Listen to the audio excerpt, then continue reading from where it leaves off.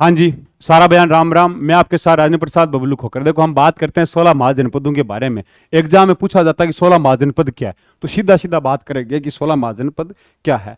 तो उस समय हम देखो 16 महाजन तो पढ़ेंगे उस समय, लेकिन उस समय 16 महाजनपद के समय समय भारत की राजनीतिक दशा और दिशा क्या थी उस समय, ये भी देखेंगे। लेकिन सबसे पहले एक चीज जान लो कि 16 महाजनपद के समय ये वाला एरिया ही क्यों ताकतवर रहा। देखो, अधिकतर 16 महाजनपदों में अधिकतर महाजनपद यहाँ पे है, और ये एरिया ताकतवर क्यों रहा। ठीक, इससे पहले एक चीज नोट करो आप। देखो हमारा भाई, बात समझो आप कि 16 महाजनपदों से पहले उत्तर वैदिक काल था, वैदिक काल था, सिंधु घाटी सभ्यता थी। उस समय ये रीजन डोमिनेट करता था। ठीक, हरियाणा पंजाब वाला, ये राजस्थान, आज का जो अपना पाकिस्तान अपना ही है, अपना ही रहेगा, ले लेंगे एक दिन, वो एरिया भी डोमिनेट करता था। जबकि ये एरिया डोमिनेशन में नहीं था उत्तर वैदिक काल में, ये एरिया का ज्यादा प्रभाव नहीं था। लेकिन 16 महाजनपदों में सबसे ज्यादा ताकतवर यही क्यों रहे, इसके बारे में सोचा क्यों हुआ। देखो, 650 ईस्वी के आसपास उत्तर वैदिक काल का फेज खत्म हो रहा था। उसी समय किसकी खोज होती है? लोहे की खोज। अब देखो, किसकी खोज होती है? लोहे की खोज। अब मैं आपसे दो क्वेश्चन करना चाहता हूं। देखो, अपने भारत का सांस्कृतिक कल्चर की अगर हम देखें, संस्कृति हमारी बहुत समय से पहले से आ चुकी थी। सांस्कृतिक इतिहास हमारा बहुत पुराना है। लेकिन राजनीतिक इतिहास की शुरुआत अगर सही क्रम से माने तो 16 महाजनपदों के समय से ही राजनीतिक इतिहास की शुरुआत होती है। किसकी शुरुआत होती है? राजनीतिक इतिहास की शुरुआत होती है तो वो 16 महाजनपदों के समय से ही होती है। क्रम से हमें पता चलता है कि 16 महाजनपद, विश्वनाग वंश वगैरह, शिशुनाग वगैरह वो थे। उसके बाद मौर्य वंश, गुप्त वंश वगैरह, हम लास्ट तक पढ़ते। आज अपना प्यारा भारत डेमोक्रेसी में हम है। तो राजनीतिक इतिहास की शुरुआत कहां से होती है? 650 ईस्वी के आसपास राजनीतिक इतिहास की शुरुआत होती है। सांस्कृतिक इतिहास हमारा बहुत पुराना है।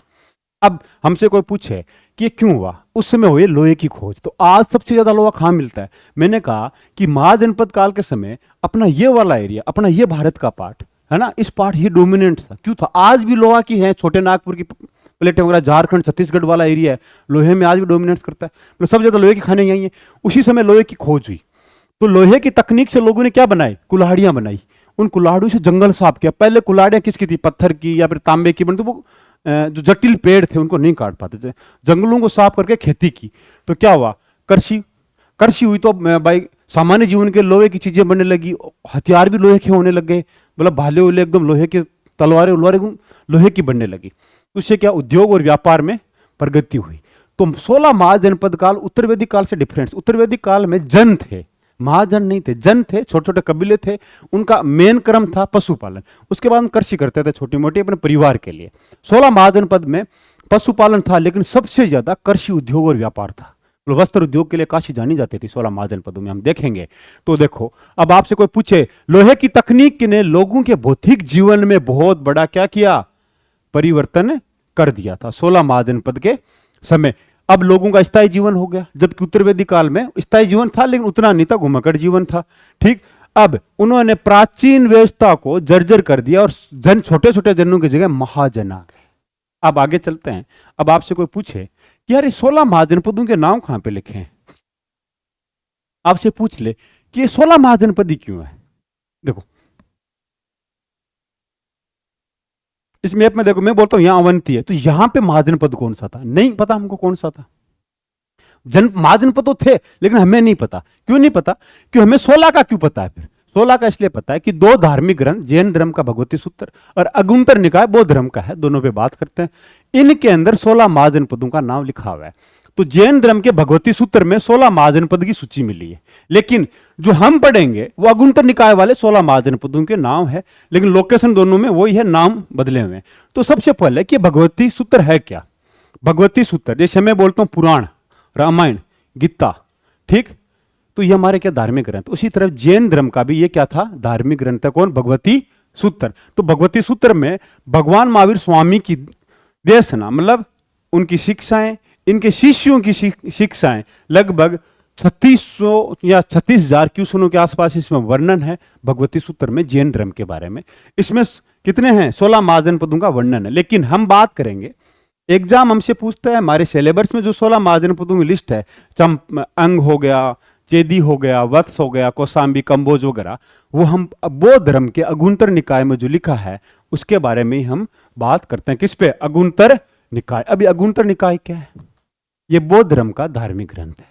अब आपसे कोई, मैंने बोला अगुंतर निकाय, आप रटोगे अगुंतर निकाय। सबसे पहले थोड़ा जानते हैं, अगुंतर निकाय में पूरे भारत में 16 महाजनपद है। उन्होंने 16 महाजनपदों के बारे में बताया। और अगुंतर निकाय ने, देखो अगुंतर निकाय में बौद्ध धर्म के बारे में बताया। जहां जहां बौद्ध धर्म का प्रभाव था वहां पे 16 महाजनपद उन्होंने लिखे हैं। इस अगुंतर निकाय बौद्ध धर्म का धार्मिक ग्रंथ। आपसे कोई पूछे तो बौद्ध धर्म में कितने धार्मिक ग्रंथ है? देखो बौद्ध धर्म, हम बोलते हैं वेद, वेद का नाम आते दिमाग में आता है, वेद 4 है। कितने हैं? 4 है। वैसे आपसे कोई पूछे बौद्ध धर्म के मेन ग्रंथ तो क्या बोलना? त्रिपिटक। त्रिपिटक, त्रिपिटक, त्रिपिटक कितने? त्रि मतलब 3, 3 पिटक। तो पहला कौन सा है? सूत पिटक, ठीक। दूसरा विनय पिटक, पिटक कौन सा? विनय। तो तीसरा अधिधम, अभिधम, सॉरी अभी अधि नहीं, अभी, अभी मतलब ऊंचा, हाई, अभिधम, अभिधम, ये त्रिपिटक है। जैसे मैं बोल दूं कि 4 वेद है, अथर्ववेद, सामवेद, यजुर्वेद, ऋग्वेद है, उसी तरह त्रिपिटक, सूत, सूत पिटक, विनय पिटक, अधिधम पिटक। तो अब इन तीनों में ही थोड़ा बताते हैं। अगुंतर निकाय उनकी एक शाखा है। तो सबसे पहले क्या देखते हैं? देखो त्रिपिटक कितने हैं? 3। मैंने क्या बताया? पहला विनय पिटक, दूसरा सूत पिटक, तीसरा अभिधम पिटक। आप इसको ऊपर नीचे लिख दो, कोई प्रॉब्लम नहीं। ये विनय पिटक क्या है? विनय पिटक वो है कि बौद्ध, जो भी आदमी बौद्ध धर्म को एक्सेप्ट करता है, बौद्ध भिक्षु बनता है, उसके जीवन में वो कैसे, क्या खाएगा, क्या पहनेगा, कितने दिन रहना है, वर्षा ऋतु में बाहर नहीं निकलना है, ठीक है, उसका सारा आचरण व्यवहार का वर्णन विनय पिटक में। सूत पिटक में भगवान बुद्ध की जितनी भी वाणी है, उनके शिष्यों की वाणी है, उनको छोटी छोटी कहानियों में बताया गया, उनके उपदेशों को बताया गया। वो किस में है? सूत पिटक में। अभिधम, अभि का मतलब हाई, मतलब बड़ा, धम मतलब धर्म या डोकरा ने फिलोसफी। तो आप कह सकते हो कि अभिधम का मतलब हायर नॉलेज ऑफ, मतलब doctrine of the principle, higher principle of the doctrine बोल सकते हो। डॉक्ट्राइन मतलब प्रिंसिपल, सिद्धांत। तो अधिधम धर्म का बारे में वैचारिक सिद्धांतों के बारे में बात की, वो किस में? अभिधम में, अभिधम पिटक में। उसी तरह विनय पिटक, विनय पिटक के आपसे कोई पूछे तो कितने प्रकार का है विनय पिटक? 3।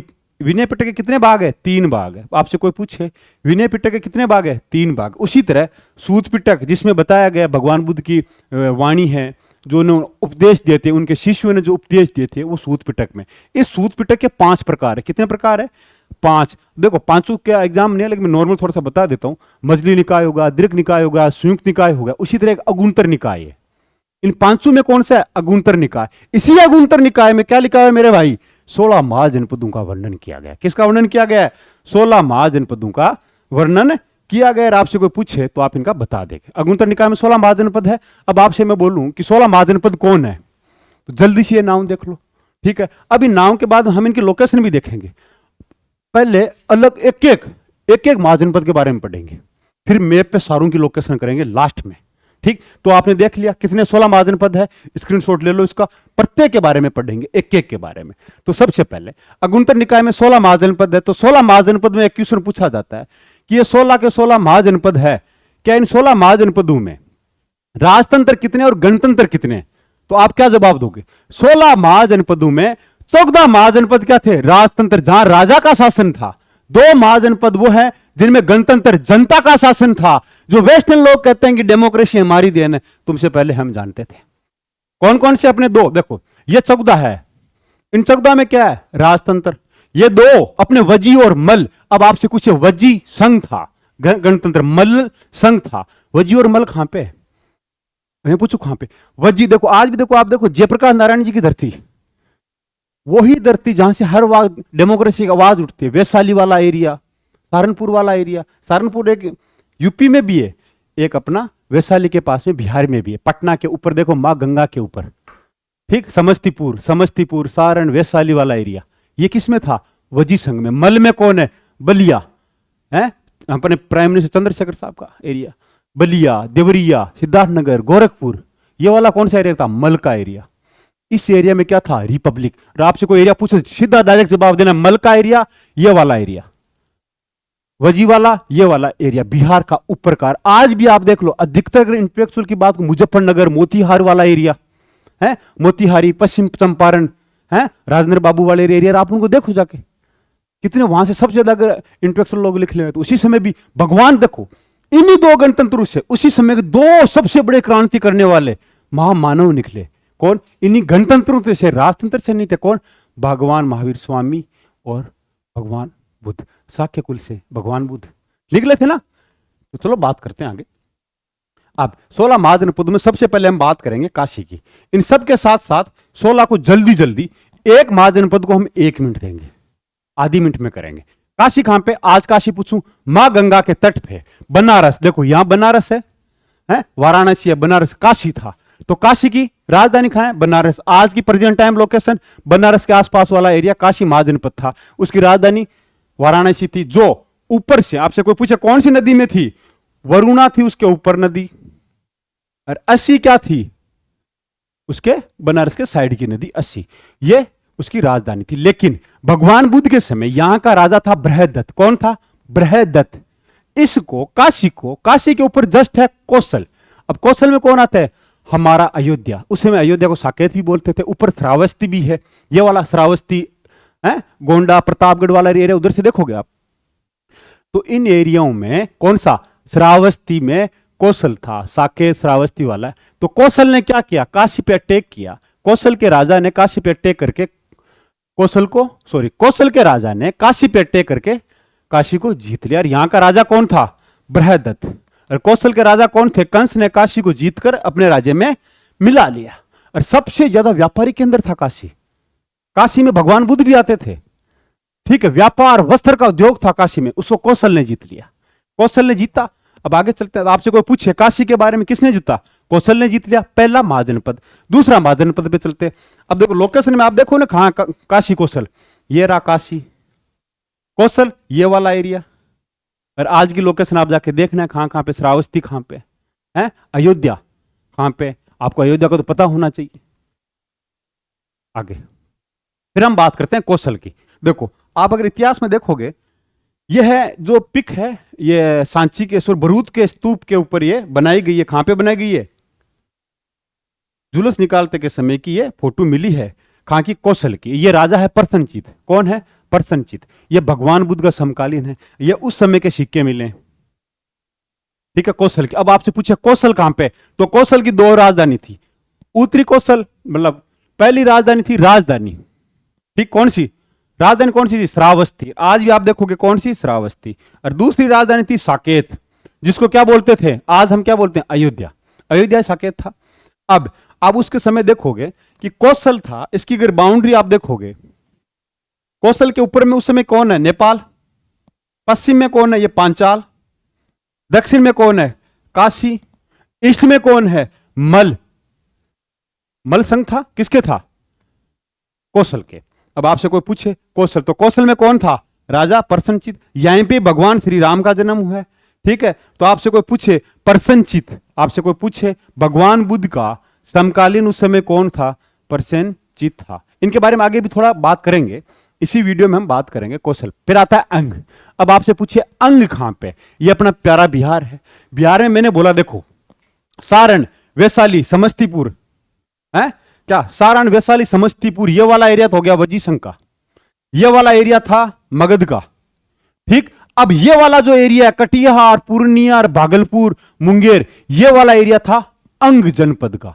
इसी अंग जनपद को बिंबिसार ने, मगध ने जीत लिया था। तो इसकी राजधानी क्या थी? अंग की? चंपा। चंपा क्यों थी?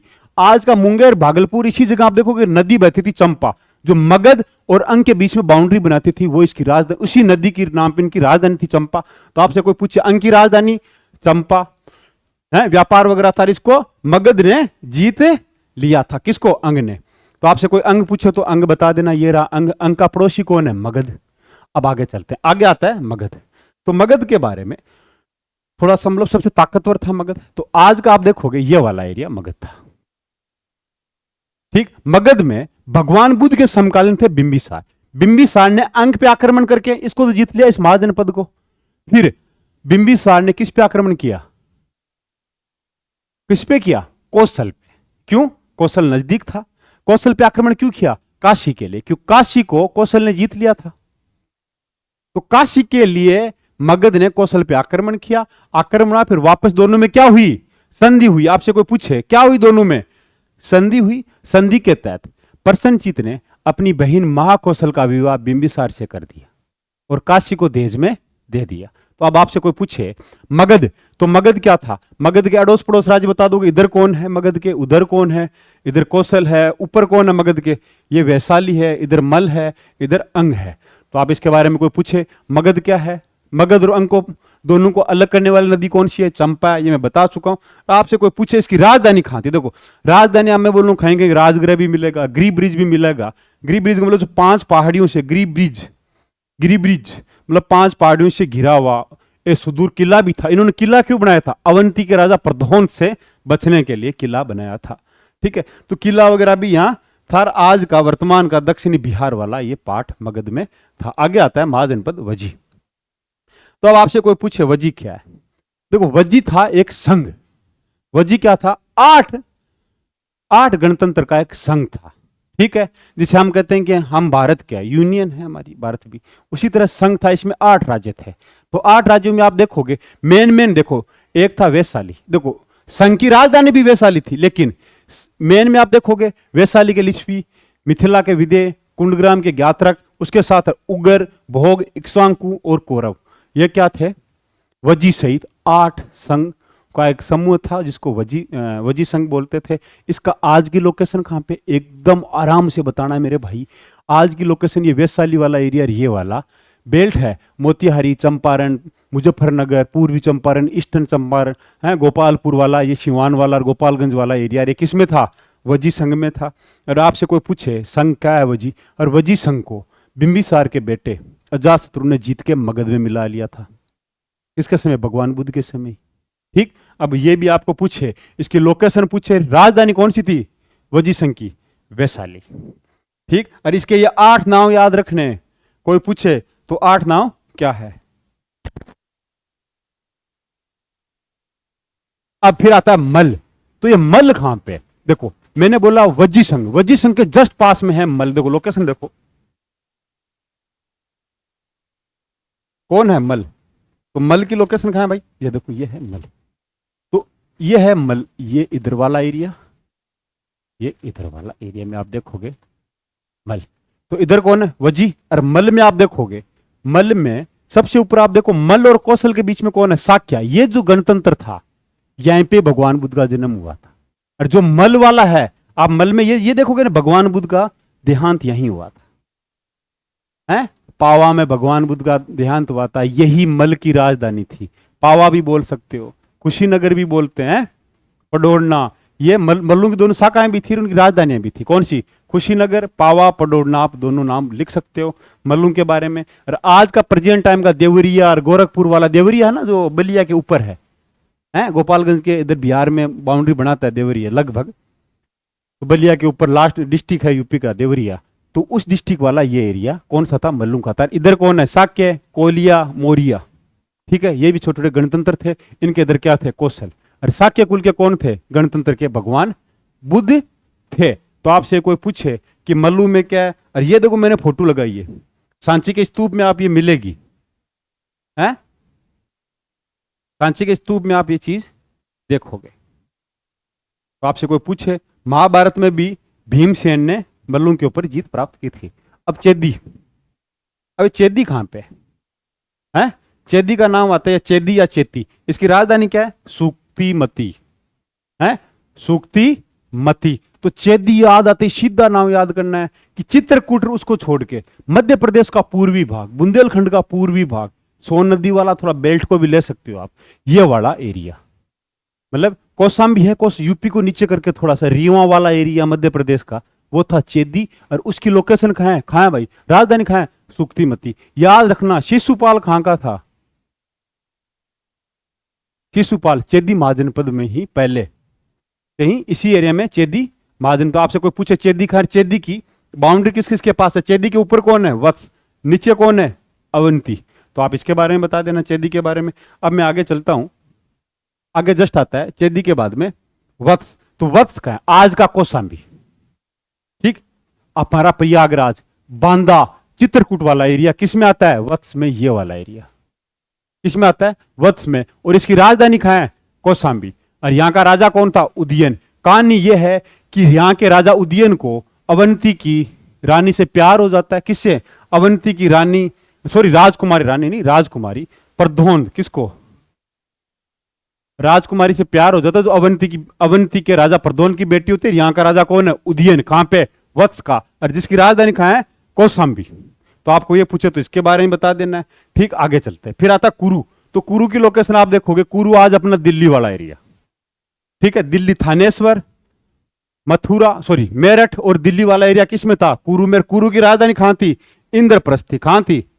इंद्रप्रस्थ इसकी राजधानी थी। और इसके हस्तिनापुर भी इनका नगर था, मेन नगर। बुद्ध के समय यहाँ का राजा कौन था? कौरवे यहाँ का राजा था। फिर आगे चलते हैं। पांचाल।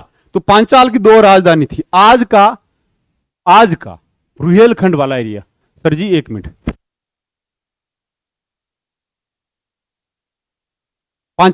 पांचाल में आज देखोगे, आज का बरेली वाला, बरेली से लेकर नीचे फरुखाबाद तक का एरिया, ये वाला एरिया किसमें? पांचाल में।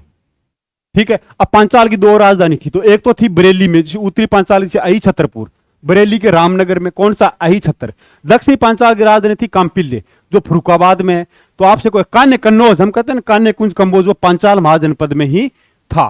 तो आपसे कोई पूछे पांचाल, खैर पांचाल की लोकेशन बता देना। पांचाल के ईस्ट में कौन है? कौशल। वेस्ट में कौन है? कुरु। नीचे कौन है? इधर सूरसेन, ब्रजमंडल वाला। और थोड़ा सा साउथ में जाएंगे, साउथ ईस्ट में जाएंगे तो वहां कौन है? वत्स वाला बाउंड्री लगती थी किसके? पांचाल के। तो पांचाल हो गया।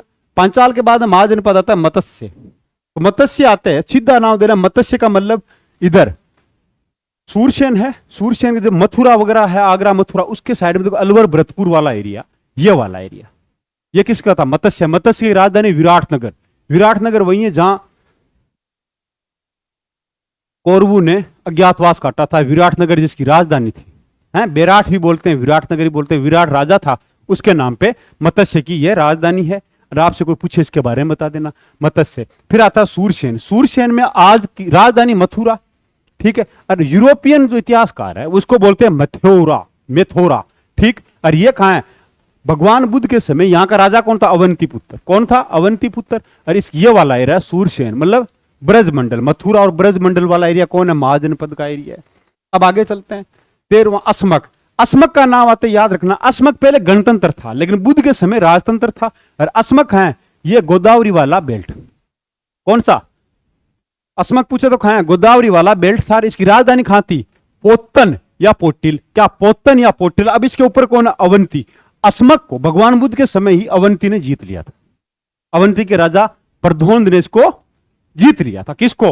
अस्मक को। अब आपसे कोई पूछे अस्मक के बारे में तो गोदावरी के तट पे ये अस्मक था, दक्षिण भारत में। अवंती, अब सबसे ताकतवर अवंती हुआ। अवंती क्यों ताकतवर हुआ भाई?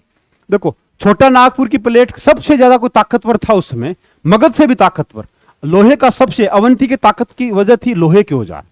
मगध के पास उतने शक्तिशाली लोहे की खानियां जो औजार नहीं थे जितनी अवंती के पास थी। अवंती की दो राजधानी थी, एक तो थी उज्जैनी, जो यहां बाहुबली मूवी देखिए उसमें महिष्मती, तो दूसरी थी साउथ में महिष्मती राजधानी। किसकी? अवंती की। और अवंती के मतलब इन दोनों के बीच में एक नदी बहती थी, इन दोनों राजधानी वो वेतरवती। आपसे कोई पूछे यहां का राजा था प्रद्योत। इसी राजा प्रद्योत के लिए बिंबिसार, मगध का किसको बोलते हैं? चिकित्सक को भेजते हैं इसकी सेवा करने के लिए। जब इसको पांडु रोग हो जाता है, मतलब पीलिया हो जाता है, जीवक आता है इसकी सेवा करने के लिए। अवंती की ताकत की वजह क्या थी? सबसे बड़ी ताकत की थी, दो और रहे। सबसे बड़ी ताकत की वजह क्या थी अवंती की? लोहे का, लोहे की खाने और शस्त्र वगैरह से सबसे बड़ा यह ताकतवर राज्य बना। और प्रद्योत के बारे में भी स्पेशली पढ़ेंगे। फिर आता है गांधार। तो गांधार का आया नाम, तो गांधार था मतलब पेशावर वाला एरिया, ये वाला एरिया गांधार, ये वाला एरिया पेशावर, तक्षशिला वाला। तक्षशिला यूनिवर्सिटी सुनी होगी। इसी गांधार की राजधानी तक्षशिला। तो तक्षशिला नगर को किसने स्टैब्लिश किया? भरत के पुत्र तक्ष ने। भरत कौन? भगवान श्री राम के भाई, उन्होंने इसको स्टैब्लिश किया। इसमें प्रमुख नगर भी था, पुष्यक, लावती, ये नगर भी था, ठीक। और एक याद रखना, गांधार ने प्रद्योत को भी हराया था, अवंती वाले ने। और ये गांधार में क्या मिले हैं? उस समय के सिक्के मिले। और आज भी यूनेस्को की हेरिटेज साइट में ये प्राचीन बौद्ध मठ भी है जिनको तोड़ दिया गया है, जो कहां पे? गांधार, पेशावर वाले एरिया में है। और गांधार की राजधानी कहां है? तख्त। लास्ट में कंबोज। कंबोज को देखोगे गांधार के इस तरफ वाला, ये वाला एरिया, ठीक है। ये कौन है? दक्षिणी कश्मीर वाला एरिया थोड़ा बहुत कहीं कहीं को होता है कि कंबोज को ऊपर भी दिखाता है, और कहीं कहीं आप इस एरिया को देखोगे तो गांधार के पास में ऊपर कौन है, कंबोज, ये रहा कंबोज, गांधार और ये कंबोज। कंबोज की राजधानी कौन सी थी, राजपुर, कोई इसको हाटक भी कहते थे, राजपुर या हाटक। कौटिल्य ने कंबोज को काफरिस्तान का भी नाम दिया है, मतलब कपिसा, प्राचीन नाम इसका कपिसा भी बोल सकते हो। और कंबोज में, कंबोज फेमस था किसके लिए, घोड़ों के लिए। तो आपसे कोई पूछे 16 महाजनपदों के बारे में तो आप इसके बारे में बता सकते।